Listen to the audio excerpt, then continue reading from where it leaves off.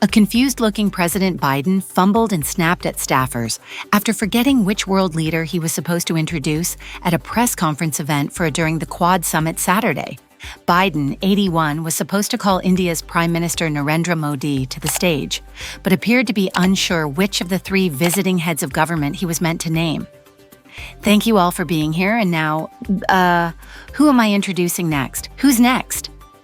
Biden shouted after wrapping up his remarks. An announcer then revealed that Modi, the head of the world's largest democracy, was up next, and the Prime Minister came up and shook hands with Biden soon thereafter. The outgoing president has been hosting allies of the four-nation Quad Alliance at his home in Wilmington, Delaware for a short, two-day summit as foreign leaders traveled to the U.S. for the United Nations General Assembly meeting. The Quad, established to help counter the influence of China, includes the U.S., Japan, India, and Australia. By the way, he's from a small country like ours, a small population like ours. Biden then joked while embracing Modi, 74. He's become a good and decent man, a good friend. India has the largest population in the world with about 1.4 billion people, while the U.S. is the third most populous with 333 million. Biden had unveiled a global extension of his Cancer Moonshot initiative earlier in his remarks and recounted the death of his late son Beau, who died of brain cancer in 2015. TIA's new initiative entails a partnership between the four countries and seeks to reduce cancer deaths. I'm proud to announce that our four countries, the leaders behind me, and many organizations here today are committing over $150 million for HPV screening and therapeutics, Biden said.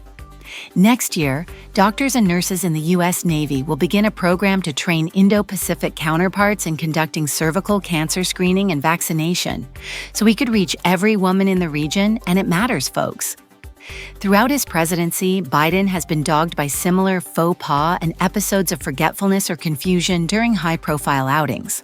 Last year, for example, Biden bumped into a giant flag at the United Nations and seemingly snubbed Brazilian President Luiz Inácio Lula da Silva by exiting the stage without shaking his hand.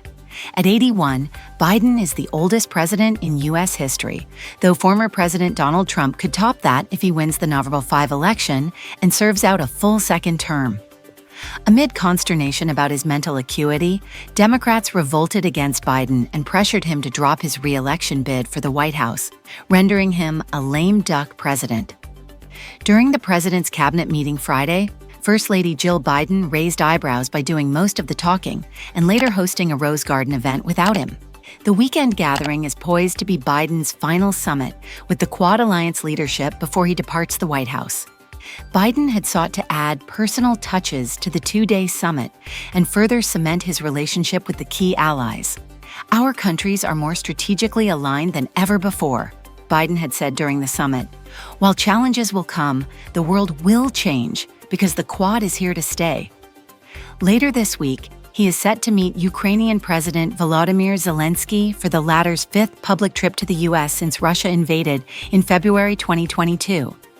Zelensky is expected to discuss a plan for victory with Biden and eventually visit with Vice President Kamala Harris as well as former President Trump as part of his trip, which includes a speech before the UN General Assembly's 79th session in Midtown Manhattan.